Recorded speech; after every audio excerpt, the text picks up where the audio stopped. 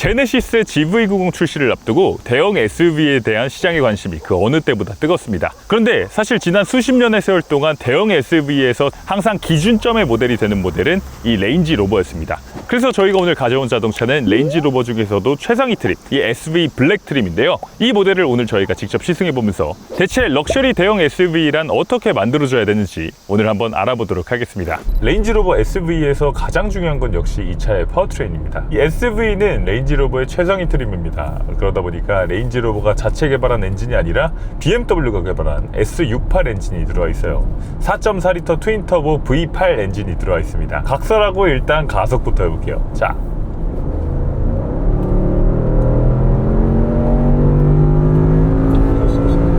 예. 가속력, 감각, 감성, 이 세 가지가 모두 좋습니다. 감성적인 측면만 놓고 보면 레인지 로버의 S68이 BMW에 들어가는 S68보다 더 좋은 느낌이에요. 왜냐면 BMW에 들어가는 S68은 지금 기본적으로 플러그인 하이브리드와 다 결합이 되어 있습니다. 지금 S68 엔진이 들어가는 차가 대표적으로 M5, XM 이런 차들인데 이런 차들 다 플러그인 하이브리드 파워트레인이랑 결합이 되어 있죠. BMW의 S68 엔진은 지금 P2 구동 모터와 결합돼서 너무 매끄럽게 돌아가 버리는 그런 회전 느낌을 주는데, 지금 레인지 로버 SV에 들어가는 S68 엔진은 그것보다 훨씬 더 우리가 잘 기억하고 있는 그 V8 엔진의 느낌이 납니다.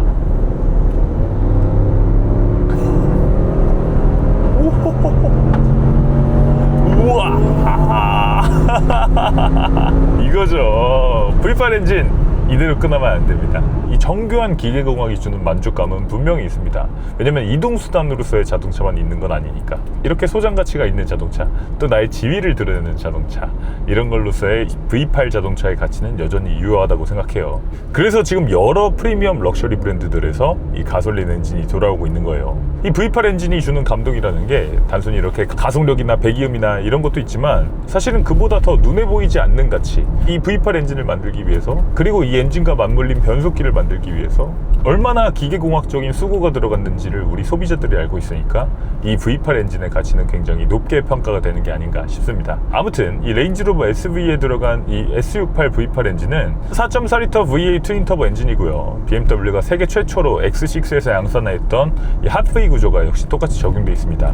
이 V형 실린더 블록 안에 트윈터보 차저가 2개 들어가 있어서 이 배기 매니폴드를 바로 터보 차저 안쪽으로 짧게 넣어서 이 터보 차저를 더 빨리 돌려줄 수 있도록 하는, 그래서 터보렉을 최소화해 줄 수 있는 이런 핫페이 구조가 역시 똑같이 들어가 있고요. 그리고 엔진의 수직 운동을 회전 운동으로 바꿔주는 이 크랭크샤프트, 여기에는 피어 모터, 마일드 하이브리드 모터가 바로 직결이 되어 있습니다. 바로 변속기에 붙어있는 피어 모터 방식으로 이 마일드 하이브리드가 붙어 있어요. 이 거대한 V8 엔진이 깨어나는데도 아주 부드럽게 엔진을 깨워주는 이런 걸 느낄 수 있고요. 이제는 벨트가 없으니까 에어컨 같은 것들도 이 정차를 해 있을 때도 풀파워로 가동을 할 수가 있습니다. 여름철에, 특히 요즘처럼 더울 때 에어컨을 틀기 위해서 굳이 이 정차 중에 공회전을 돌릴 필요가 없어졌어요.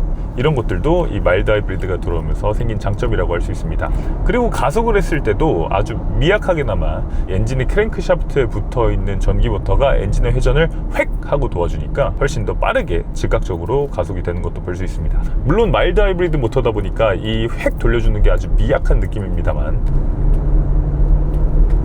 그럼에도 완전히 순수한 가솔린 엔진보다는 훨씬 더 빠르게 이 가속을 해주는 느낌을 느낄 수가 있어요. 자, 그래서 이 4.4L V8 트윈터보 엔진에 마일드 하이브리드 모터가 더해지고 이 차의 합산 최고 출력은 무려 615마력에 달합니다. 그러면서 시속 100km까지 가속 시간은 4.7초에 불과하죠. 그래서 이렇게 올로드를 달릴 때 기본적으로 아주 강력한 성능을 보여주고요. 와.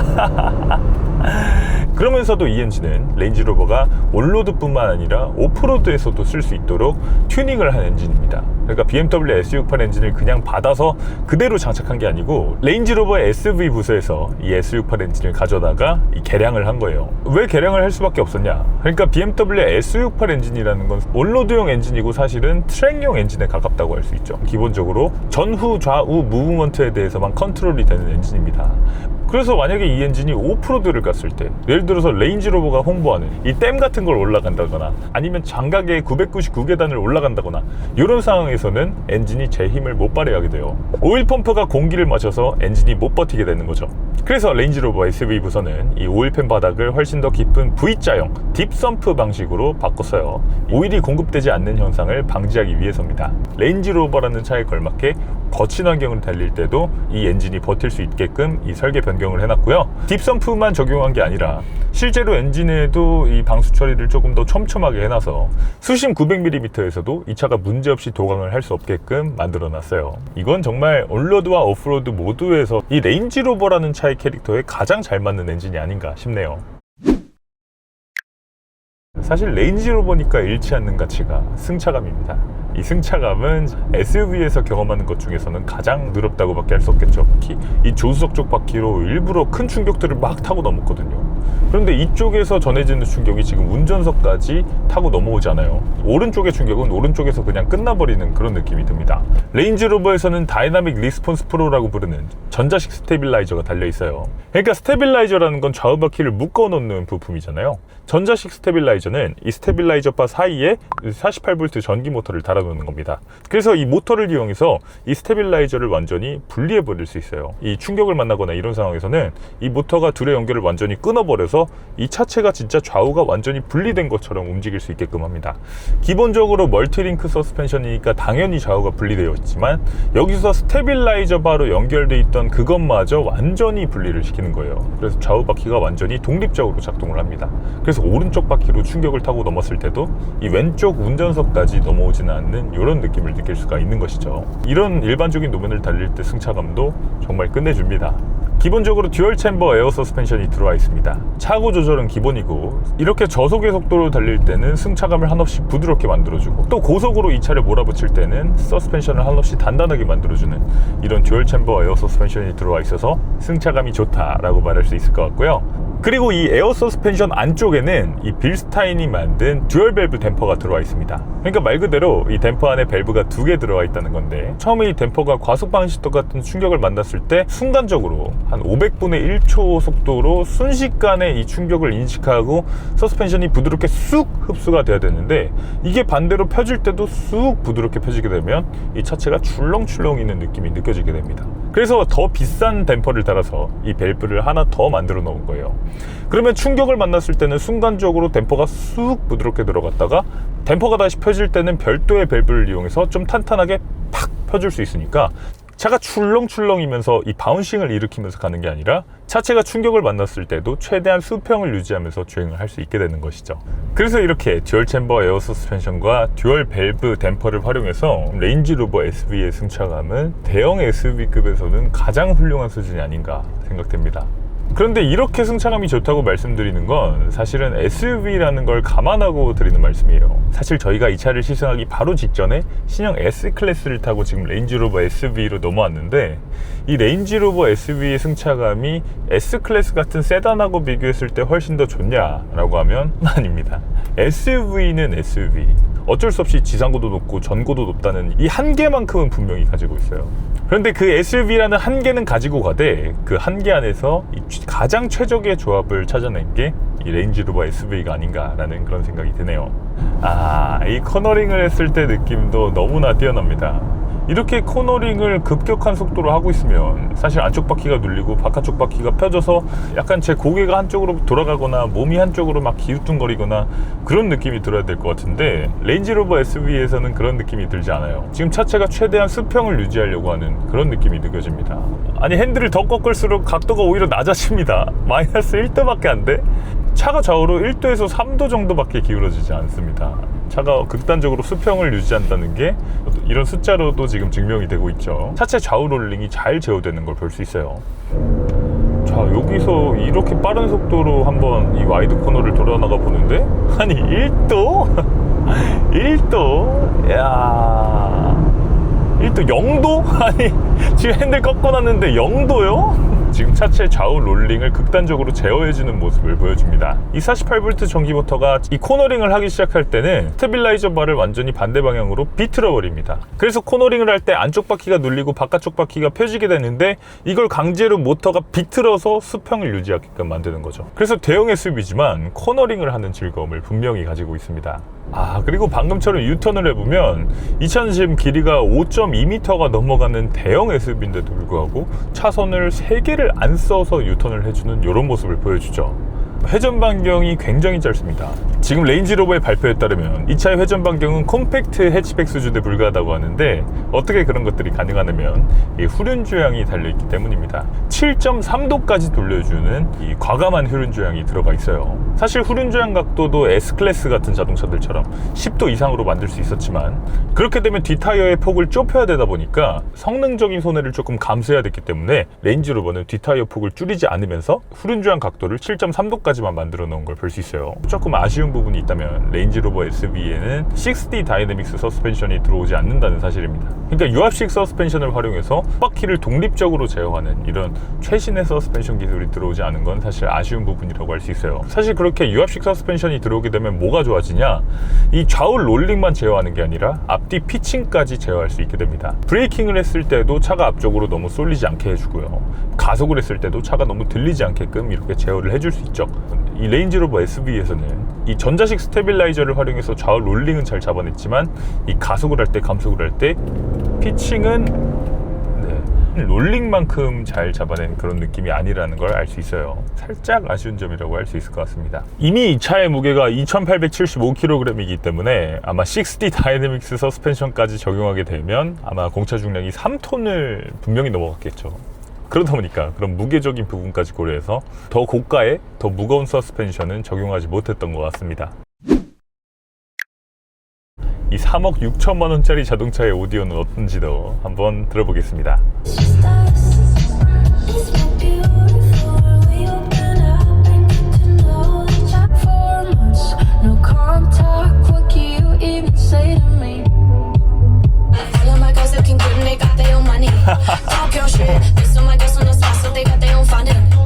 이 사운드 시스템은 진짜 최고네요. 지금 메리디안 오디오 시스템이 들어와 있는데 그냥 메리디안 오디오가 아닙니다. 메리디안 시그니처 오디오라고 해서 메리디안 중에서 최상위 오디오 시스템이 들어와 있고요.